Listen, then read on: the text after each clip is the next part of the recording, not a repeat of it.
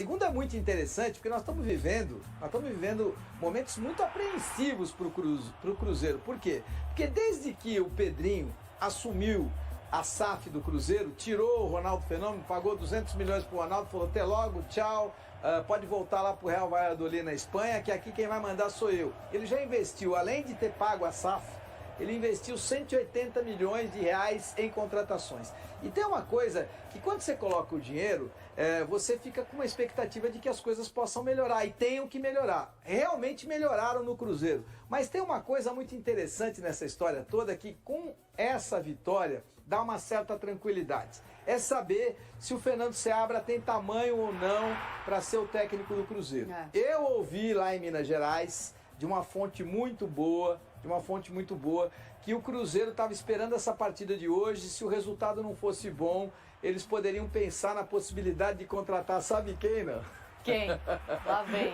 Então quer dizer que ganhou uma sobrevida depois de hoje. Ganhou a sobrevida, Fernando Seabra. Eu ouvi lá, a fonte é boa, que eles estavam começando a especular o nome do Fernando Diniz para comandar o Cruzeiro. Ou seja, sairia o Fernando Seabra para a entrada do Fernando Diniz. Especulação por enquanto. Olha, todo mundo sabe que eu tenho as minhas ressalvas em relação ao Diniz, mas eu entendo que a saída dele do Fluminense pode ter feito com que ele evoluísse na ideia de que o dinizismo não pode ser mais importante do que o resultado. Então, eu adoro que você possa ter as suas convicções, eu adoro que você possa achar que o seu modelo de jogo tem que prevalecer, eu adoro que você possa imaginar que você tem que ser protagonista o tempo inteiro, mas nada é mais importante do que o resultado. Quem sabe esse período afastado coloque na cabeça do Fernando Diniz que o dinizismo é legal, mas nada é mais legal do que ganhar.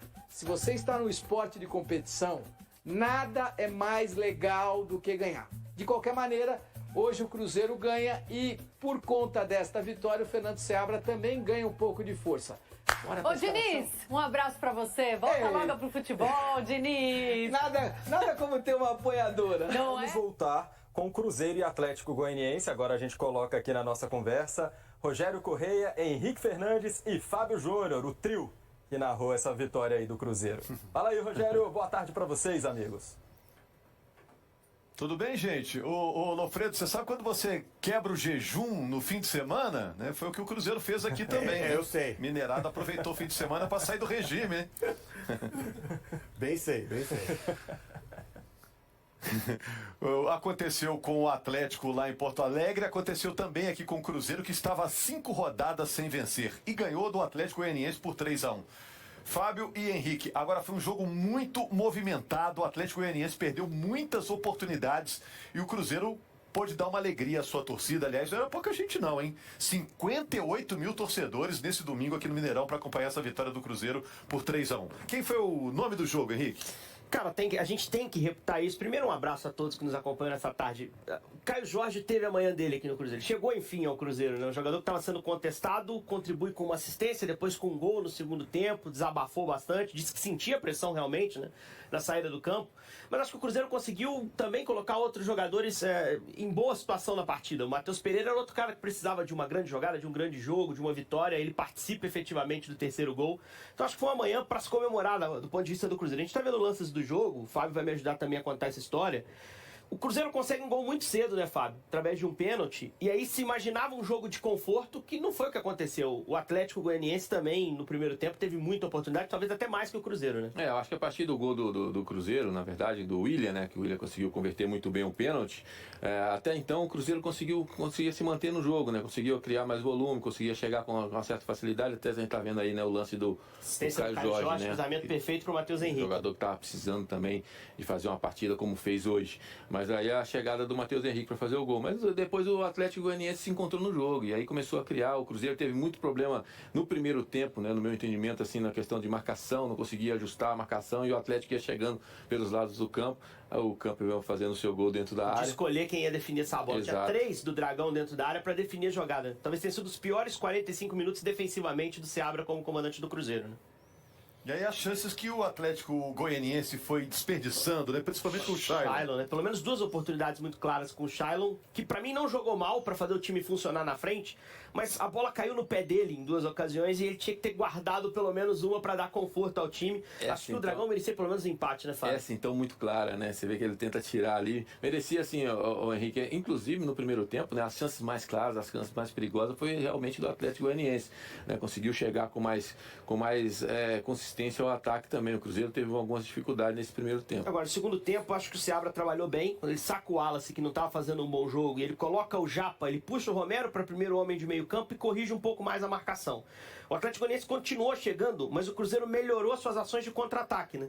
E aí, numa jogada para mim genial, um passe maravilhoso do Matheus Pereira, o Caio Jorge tem uma dose de sorte, mas tem uma movimentação correta dele. Ele estava bem no jogo, ele estava ativo em praticamente todas as jogadas. O Caio faz o terceiro gol do Cruzeiro e meio que encaminha o confronto. Aí vira um jogo com o Atlético tentando pressionar, mas sem muita consistência, sem lances tão perigosos quanto do primeiro tempo.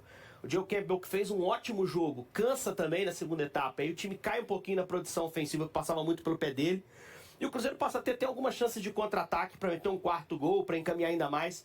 Mas para mim, pelo segundo tempo e as correções do Cruzeiro, o Rogério, acabou sendo uma vitória justa. O Cruzeiro no segundo tempo foi melhor que o Dragão, que foi melhor que o Cruzeiro na primeira etapa, mas não conseguiu ser eficiente nas chances que teve.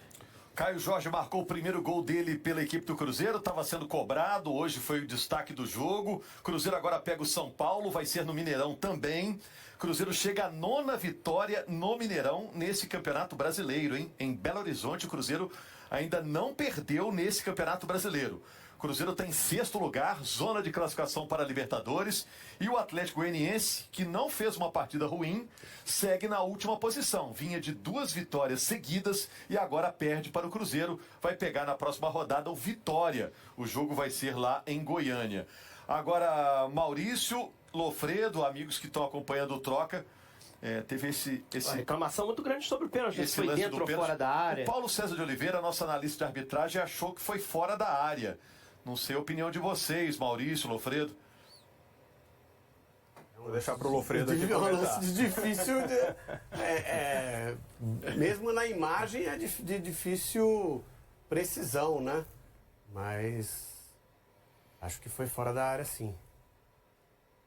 E é o começo do jogo, né? O árbitro de campo deu pênalti, cravou o pênalti, né? O árbitro de campo deu pênalti imediatamente ali, posicionado que estava, né? E aí aquela história, o VAR talvez não tivesse nem imagem conclusiva, deixa a marcação de campo, não vai se meter nessa, né? Ou passou a régua lá e não mostrou, né? Porque a gente não viu nas imagens que vêm do VAR aquela régua eletrônica, né? Agora eu vou chamar a atenção também, amigos, do lance do terceiro gol do Cruzeiro, daqui a pouco a gente vai rever. Pro Matheus Pereira, né? Que inventou ali uma assistência com top spin, né? A bola girou pro outro lado até perder velocidade e chegar no jeito pro Caio Jorge. Foi bem impressionante. E o Caio Jorge vai se reabilitando aí com a torcida. Valeu, Rogério. Um abraço para você, um abraço para o Fábio, para o Henrique também. Obrigado aí por esse papo com a gente ao vivo aqui no Sport TV News. Um bom descanso, um bom domingo a vocês. Ontem nós tivemos também um pênalti marcado no campo, mas que estava muito errado. Aí o VAR chamou, né? Que foi exatamente o Botafogo toque de mão que só não pegou na mão. O resto pegou em todas as partes do corpo. Olha, Cabuloso meteu 3-1 no Atlético Goianiense, não jogou muito bem, mas fez os 3 pontos diante de mais de 58 mil pessoas no Mineirão. Essa torcida, essa China Azul é maravilhosa. Ela faz barulho, viu, gente? Ela faz barulho. E o Cabuloso chega aos 41 pontos, brigando por vaga na Libertadores. Teremos agora a paralisação para a data FIFA e os técnicos poderão ajustar suas equipes. O jogo Cruzeiro e São Paulo, o Pedrinho trouxe de volta para o Mineirão. Pagou a multa e o jogo será no Mineirão. Olha que maravilha, a China Azul vai lotar. Há mais de um mês afastado dos campos, Gabriel Veron, atacante do Cruzeiro, expressou sua tristeza por não poder jogar. Em uma postagem nas redes sociais, ele mencionou que sente falta do futebol. Sua última partida foi em 20 de julho, quando o Cruzeiro perdeu para o Palmeiras. Desde então, Veron foi diagnosticado com uma lesão na coxa esquerda e está em processo de reabilitação. Apesar de ainda não haver uma data para seu retorno, o jogador segue realizando treinos específicos na Toca da Raposa II. Esta não é sua primeira lesão, já que anteriormente precisou passar por uma cirurgia no pé. Apresentado como uma contratação de destaque para o Cruzeiro em 2024, Veron já fez 21 jogos e marcou 4 gols, além de uma assistência. E aí, galera, o que acharam? Deixe nos comentários.